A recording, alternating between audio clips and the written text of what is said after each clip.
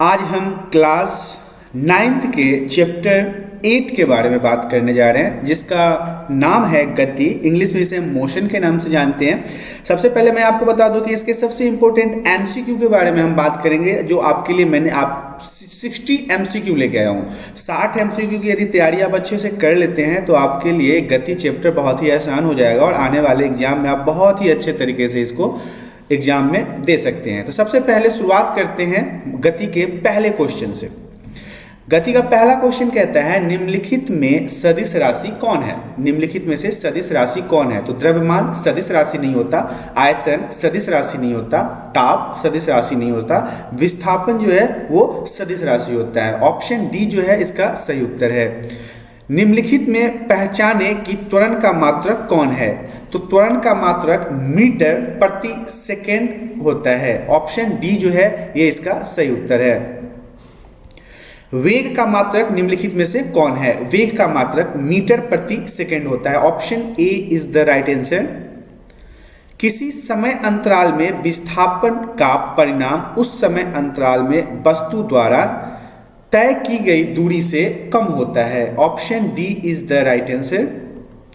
सरल रेखीय पथ पर गतिशील कण की t समय पर स्थिति x है, तो x इक्वल टू 2t कणों के वेग के समान होगा, सही है। कण के त्वरण शून्य होंगे, सही है। मतलब उपयुक्त दोनों जो है इसका सही है। नेक्स्ट जो है वो है, सरल रेखीय पथ पर गतिशील कण की t समय पर स्थिति x इक्वल टू 5t है, तो कण का औसत वेग और वेग दोनों समान होगा। Option A is the right answer.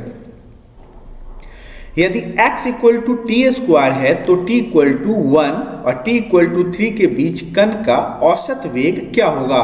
तो ये अगर औसत वेग की बात की जाए तो ये हो जाएगा 4 मीटर पर सेकेंड। ऑप्शन बी है सही उत्तर। यदि सरल रेखीय पथ पर गतिशील कण का t समय पर वेग v इक्वल टू 2t है तो त्वरण और औसत त्वरण दोनों ही समान होंगे। ऑप्शन ए जो है इसका सही उत्तर है। अब देखिए, ये संकेत आपके सामने दिख रहा है, इसे आप किस नाम से जानते हैं? तो ये कोणीय वेग का संकेत है। ऑप्शन बी जो है इसका सही उत्तर है। ये जो आपको W जैसा दिख रहा है, ये कोणीय वेग का संकेत माना जाता है। ऑडोमीटर किस चीज को मापता है? ऑडोमीटर दूरी को मापता है, डिस्टेंस को मापता है। ऑप्शन बी जो है इसका सही उत्तर है।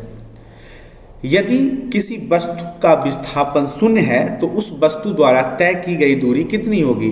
शून्य अथवा शून्य नहीं भी हो सकता है, दोनों कंडीशन इसके साथ हो सकते हैं। ऑप्शन डी जो है इसका सही उत्तर है। एक लड़का अपने घर से 4 किलोमीटर के औसत चाल से दौड़ते हुए 1/4 घंटे में स्कूल पहुंचता है। उसके घर से स्कूल की दूरी कितनी है? यदि ऐसे क्वेश्चन है तो आप यहाँ पे बता सकते हैं कि उससे स्कूल की दूरी जो है 1 किलोमीटर है। बल एवं विस्थापन दोनों सदिश हैं, तो कार्य जो बल एवं विस्थापन का गुणनफल है वो क्या कहलाता है? वो अदिश राशि कहलाता है। ऑप्शन बी जो है इसका सही उत्तर है। 36 किलोमीटर पर घंटा की चाल से चल रही कार 1 सेकंड में कितनी दूरी तय करेगी? वो 1 सेकंड में 10 मीटर की दूरी को तय कर लेगा। यदि किसी वस्तु द्वारा तय की गई दूरी समय के अनुक्रमानुपाती होता है तो हम उसे क्या कह सकते हैं? वस्तु एक समान चाल से चल रही है। ऑप्शन बी जो है इसका सही उत्तर है, क्योंकि ऐसे क्वेश्चन में आप ये कह सकते हैं कि वस्तु एक समान चाल से चल रही है।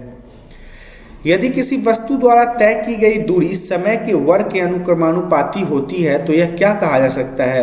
कि वस्तु का त्वरण अचर है। ऑप्शन सी जो है इसका सही उत्तर है। वस्तु का त्वरण अचर है। एक समान त्वरित गति में कण का गति पथ हो सकता है, सरल रेखीय भी हो सकता है और परावलय भी हो सकता है। मतलब ये ए और बी दोनों इसके सही उत्तर हैं। असमान वृत्तीय गति में त्वरण क्या होता है? वेग की दिशा में नहीं हो सकता, वेग के विपरीत दिशा में ये भी नहीं हो सकता, वेग के लंबवत नहीं हो सकता। Option D is the right answer, इसमें से कोई भी नहीं। समान वृत्तीय गति में त्वरण क्या होता है? समान वृत्तीय गति में त्वरण वेग के लंबवत होता है। ऑप्शन सी जो है इसका सही उत्तर है। स्थिति x समय t ग्राफ से प्राप्त होता है। स्थिति x समय t ग्राफ से प्राप्त होता है वेग। ऑप्शन ए जो है वो इसका सही उत्तर है। वेग मतलब वेलोसिटी समय टाइम ग्राफ से प्राप्त होता है, तो विस्थापन भी प्राप्त होता है और त्वरण भी प्राप्त होता है, इसलिए ऑप्शन सी को आप सही उत्तर कह सकते हैं। त्वरण ए समय t ग्राफ से प्राप्त होता है, तो वो वेग में परिवर्तन प्राप्त होता है। Option A is the right answer. औसत चाल है तय की गई दूरी और समयांतराल का अनुपात ही औसत चाल कहलाता है। Option B is the right answer. औसत वेग क्या होता है? विस्थापन और समयांतराल का अनुपात जो होता है वही औसत वेग कहलाता है। ऑप्शन ए इसका सही उत्तर माना जाएगा। औसत वेग और औसत चाल समान होते हैं सरल रेखीय गति में। जब एक सरल रेखा में गति हो रही हो तो औसत वेग और औसत चाल दोनों समान होते हैं। ऑप्शन ए जो इसका है वो सही उत्तर है। वक्र पथ पर चलते हुए कण द्वारा समान समयांतराल में समान दूरी तय की जाती है। कण की गति क्या हो सकती है? एक समान चाल की गति होगी। ऑप्शन ए इसका सही उत्तर माना जाएगा। किसी कण का स्थिति सदिश होता है प्रेक्षक से कण तक की सीधी या सरल रेखीय दूरी सदिश होता है। ऑप्शन ए जो है इसका सही उत्तर है। कण का विस्थापन होता है प्रारंभिक स्थान बिंदु से अंतिम स्थान बिंदु तक के सरल रेखीय दूरी में कण का विस्थापन होता है। ऑप्शन ए यहां पे इसका सही उत्तर होगा। विस्थापन और तय की गई दूरी समान होते हैं सरल रेखीय गति में। Option A is the right answer. वेग है समय के साथ विस्थापन की दर। समय के साथ वेग ये जो है विस्थापन की दर। ऑप्शन ए जो है इसका सही उत्तर है। वेग है समय के साथ विस्थापन की दर, ये दोनों मिलके ही वेग कहलाते हैं। यदि v equal to t 2t plus 1 ऐसा पद्धति में t इक्वल टू 1 है, t इक्वल टू 3 के बीच का औसत त्वरण क्या होगा? 2ms2। Option B is the right answer. इसे आपको कन्वर्ट करके देखना होगा कैसे इसके कुछ फॉर्मूला आपको याद करने होंगे और इसके मैथमेटिकल टर्म्स को आपको बताना पड़ेगा, तब जाके ये आपको समझ में आएगा। सरल रेखीय पथ पर समान त्वरण से गतिशील कण का प्रारंभिक वेग u और अंतिम वेग v है, तो कण का औसत त्वरण क्या होगा? a equal to u plus v by 2। Option A जो इसका है वो इसका सही उत्तर माना जाएगा। एक गेंद स्थिरावस्था से गिराई जाती है, h दूरी गिरने में उसकी औसत चाल क्या होगी? उसकी औसत चाल होगी GH by 2 root under GH by 2। Option A is the right answer. ये इसका सही उत्तर माना जाएगा। 10 मीटर पर सेकंड से ऊपर फेंकी गई गेंद ऊपर उठेगी कितना? तो ये उठेगा 1 से लेके 35 तक। सॉरी यहाँ पे ये छूटा हुआ है, मैंने डाल दिया है।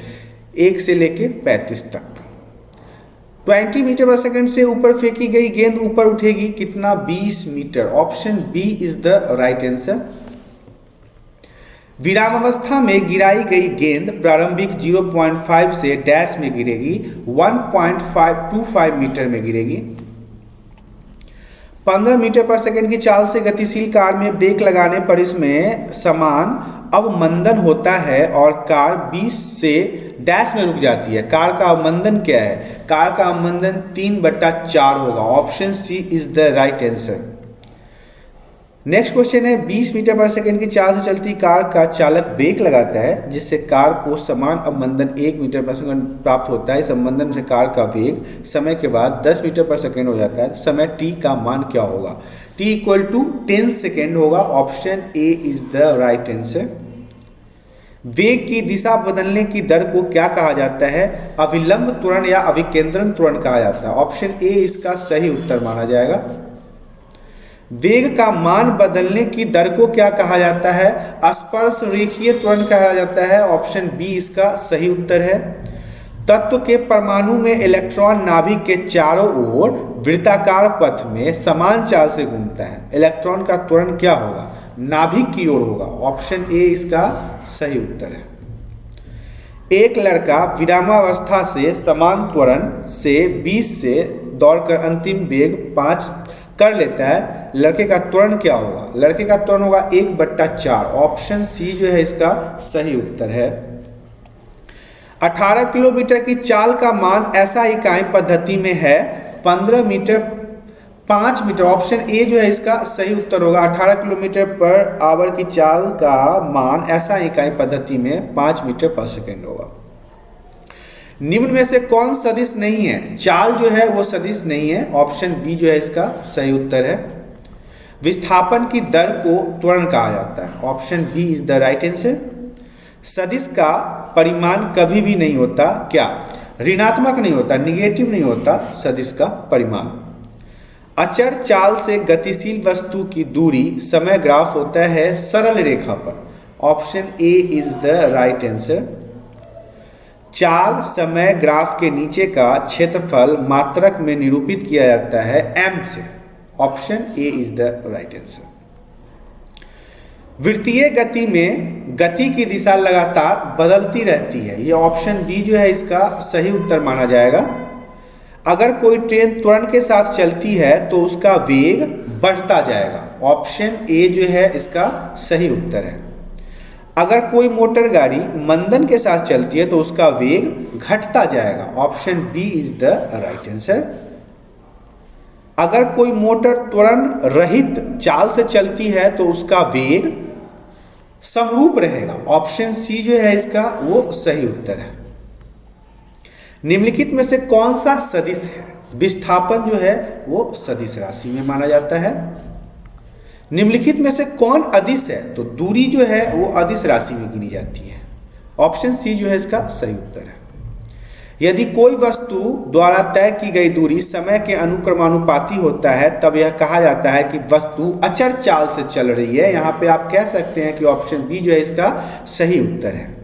एक समान वृत्तीय गति में चाल अचर और वेग चर होते हैं। ऑप्शन डी जो है इसका सही उत्तर है। एक चोर 20 किलोमीटर प्रति घंटा की चाल से भाग रहा है। 2 घंटा बाद उस चोर को दरोगा मोटरसाइकिल से 30 किलोमीटर प्रति घंटा की चाल से पीछा करना प्रारंभ करता है तो चोर पकड़ा जाएगा? कभी नहीं पकड़ा जाएगा। Option D is the right answer.